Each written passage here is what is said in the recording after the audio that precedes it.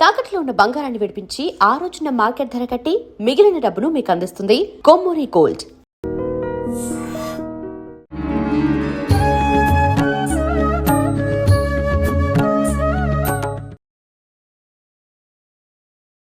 నమస్కారం, welcome to I dream. ధర్మ మార్గం విత్ విజిత కార్యక్రమానికి స్వాగతం.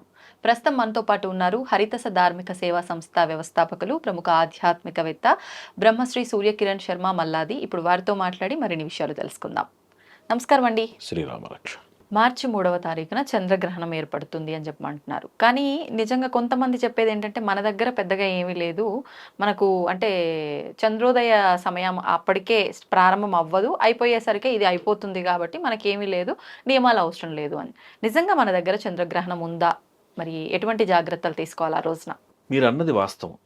ఆ రోజున చాలామంది శాస్త్రజ్ఞులు ఏం చెప్తున్నారంటే, మన జ్యోతిష శాస్త్రవేత్తలు కూడా, పండితులు కూడా, కేవలము 38 నిమిషాలు మాత్రమే ఉన్నది, సాయంత్రం 6 గంటల 2 నిమిషాల నుంచి 6 గంటల 40 నిమిషాల వరకే ఉన్నది అని చెప్తున్నారు. వారు మాత్రమే కొన్ని జాగ్రత్తలు ఆ సమయంలోనే మీరు చేసేటువంటి అనుష్ఠానాలు చేయాలి అనేటువంటిది కొంతమంది యొక్క వాదన. అయితే పూజ్యులు మా గురుదేవుల యొక్క ఆశీస్సులతోటి చిన్న విశ్లేషణ చేస్తే, అసలు చంద్రగ్రహణం ఎప్పుడు ప్రారంభమవుతోంది అంటే 3 గంటల 19 నిమిషాలకి ప్రారంభమవుతోంది, మధ్యాహ్నం. ఆ పాటికి సూర్యుడి యొక్క తీవ్రత అధికంగా ఉంటుంది. ఇక ప్రదోష సమయానికి వచ్చేసరికి అంటే 4:30, 5 ఆ ప్రాంతాలకు వచ్చేసరికి సూర్యుడి యొక్క తీవ్రత తగ్గుతుంది, చంద్రుడి యొక్క ప్రభావం పెరుగుతోంది. ఒకనాటికి మీరు జాగ్రత్తగా గమనిస్తే, సంధ్యవేళ కన్నా ముందు జాగ్రత్తగా గమనిస్తే సూర్యుడు చంద్రుడు ఎదురు బదురు అవుతారు, అవునా? అప్పటికి చంద్ర ప్రభావం ఉంటోంది భూమి మీద, అదే శీతల కారణం అది. అప్పుడు చంద్రుడు గ్రహణ స్థితిలో ఉంటున్నాడు కాబట్టి తెలిసా తెలియక కొంత ప్రభావం భూమి మీద ఉంటుంది. ఇది విశ్లేషణాత్మకంగా ఆలోచిస్తే మా గురువు గారు మాకు అందించినటువంటి జ్ఞానాన్ని అనుసరించి మేము చెప్పేమాట. దీంతో అందరూ ఏకీభవించకపోవచ్చు, కానీ మాకు తెలిసిన విషయంగా మేము దాన్ని పాటించాలి, అది ధర్మం, అది మాకు. అందుకని సాయంకాలం 3:30 నుంచి కాకపోయినా కాస్త చంద్ర ప్రభావం ప్రారంభమయ్యేటువంటి సమయంలో, భారతదేశంలో దాని యొక్క ప్రభావం ప్రారంభమయ్యే 4:45 సమయం నుంచి మనం తగిన జాగ్రత్తలు తీసుకుంటూ ఉండడం అనేది చెప్పదగిన సూచన. ఆ రోజున మీరు ఆబ్దికాలు పెట్టుకునేటువంటి వాళ్ళు ఎప్పుడైనా గుర్తుపెట్టుకోవాల్సిన విషయం ఏమిటి అంటే, గ్రహణ ప్రారంభ సమయానికి మీరు భుజించిన ఆహారం జీర్ణమైపోవాలి, ఇది నియమం. అవ్వకపోతే శరీరం మీద వ్యతిరేక ప్రభావం ఉంటుంది. అందుకని ఆ రోజున ఆబ్దికాదులన్నీ కూడా ఉదయం 9 గంటలకల్లా పూర్తి చెయ్యాలి అని మనకి చెప్తున్నారు పెద్దలు, 9 లేక 10 గంటలకల్లా. ఇప్పుడు జాగ్రత్తగా ఒక్కసారి ఇంకోసారి ఆలోచించండి. మీరు భుజించిన ఆహారము పచనం అవ్వడానికి 4 గంటల సమయం పడుతుంది. మరి 6ంటికి మీకు ప్రారంభం అవుతున్నప్పుడు మరి 11 లోపు ఎందుకు పూర్తి చేసుకోవాలి అంటే, కొంత ప్రభావం భూమి మీద ఉంటుంది, మీరు కాదనలేని సత్యం అది. అందుకనే భారతదేశంలో ఒక గ్రహణ ప్రభావము కనిపించదు అని చెప్పినా కొంతమంది సాధకులు ఆ సమయంలో కూడా వాళ్ళు అనుష్ఠానం చేస్తారు. వాళ్ళు భూమండలంలో ఒక భాగం మనం, కనిపిస్తుంది కనిపించదు కాదు, ప్రభావం అయితే ఉంటుంది, ఇది వారనే మాట. ఆ లెక్కలో సాయంత్రం 4 నుంచి మనం తగిన జాగ్రత్తలతోటి, గర్భవతులు ఎవరైతే ఉన్నారో వారు బయటికి రాకుండా, దువ్వకుండా, పొట్ట మీద ఎటువంటి గోకడాలు లాంటివి చెయ్యకుండా, కాస్త పడుకుని జుట్టు దువ్వకుండా చాలా నియమంగా ఉండగలిగితే చక్కగా ఆరోగ్యంగా ఉంటారు. ఇక భోజనం చేసేవారు 11 భోజనాలు చేసేయడం, లేదా ఇంకొంచెం ముందు చేసేయడం.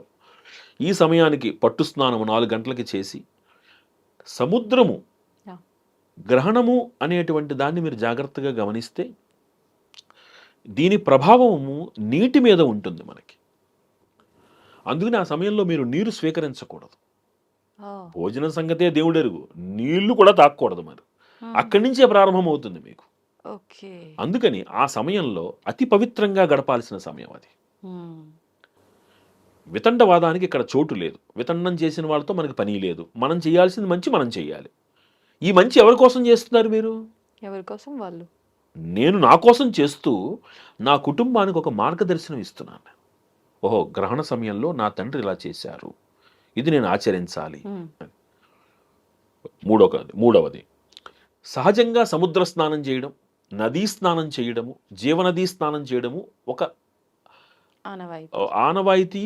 రెండోది ఏంటంటే అది ధర్మం. ఆ సమయంలో జలమునందు విశేష శక్తి ఉంటుంది. జలములకు అధిపతి ఎవరు? చంద్రుడు కదా.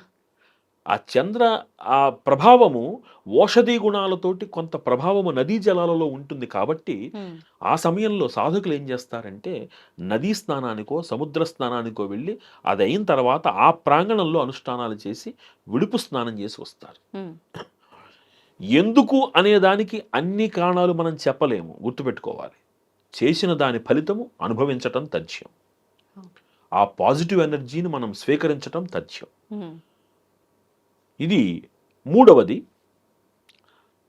ఈ గ్రహణ సమయంలో నేను చంద్రుని చూశాను, నేను చూడగా నా కళ్ళుకేం కాలేదు కదా. ఇందాక చెప్పినట్టే ఉదాహరణ చెప్పినట్టు ఈరోజు సిగరెట్ తాగితే రేపే వెళ్ళి క్యాన్సర్ ఇన్స్టిట్యూట్లో జాయిన్ చేయట్లేదు, ప్రభావం ఉంటుంది. కాబట్టి అలాంటి వాటిని నేరుగా చూడకుండా తగిన జాగ్రత్తలతోటి ఆ కిరణాలు మీ మీద పడకుండా జాగ్రత్త పడండి.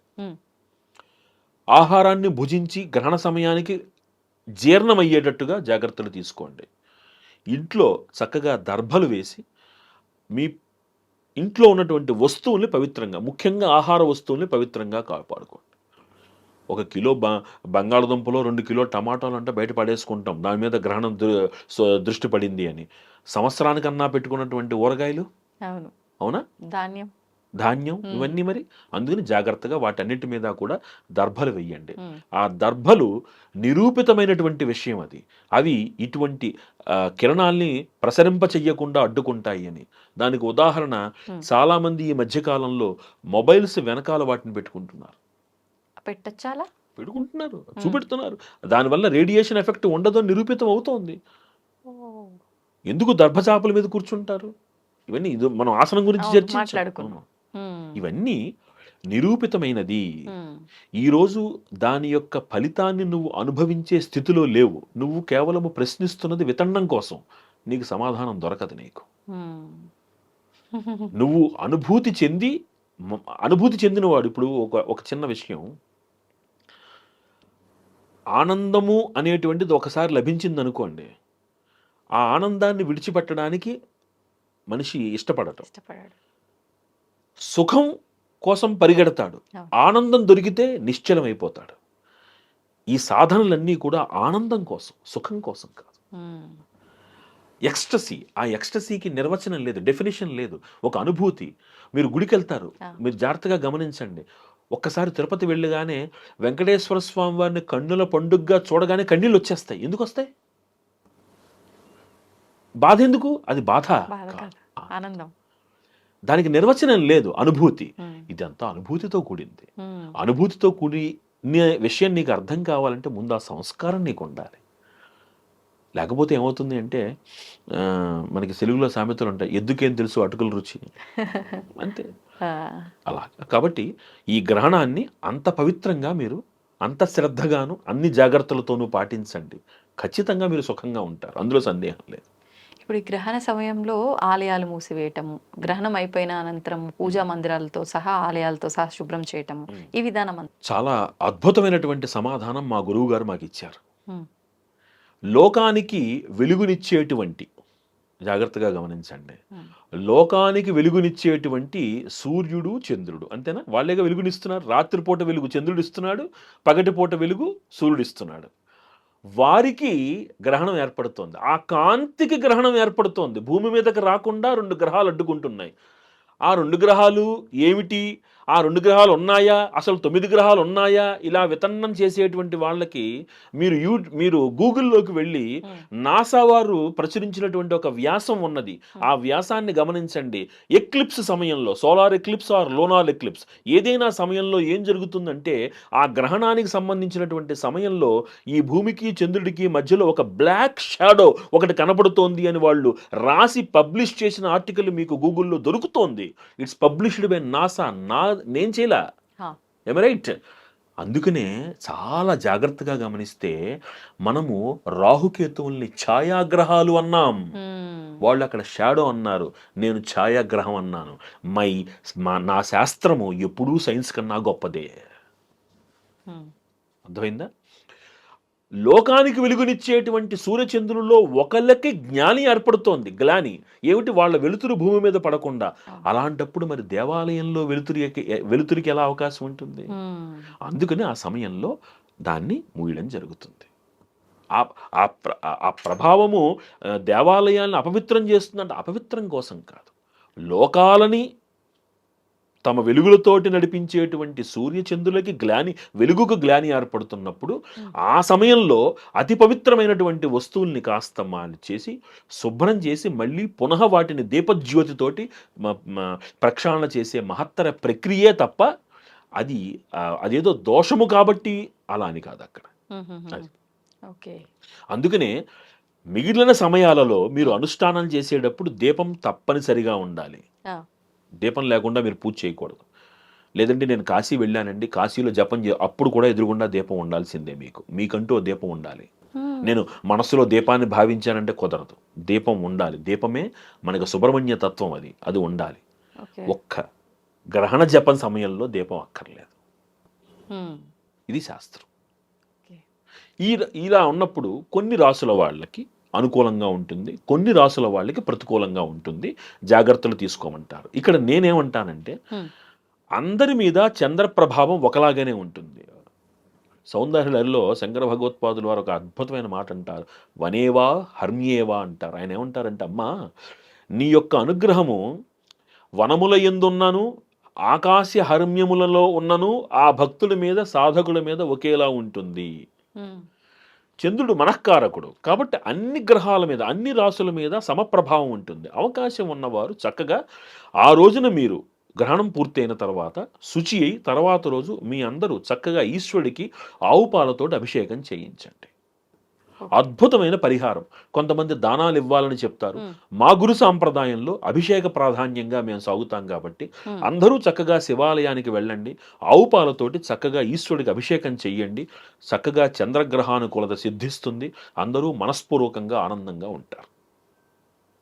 ఇది మేము నమ్మే సిద్ధాంతం. ధన్యవాదాలు. స్వస్తి.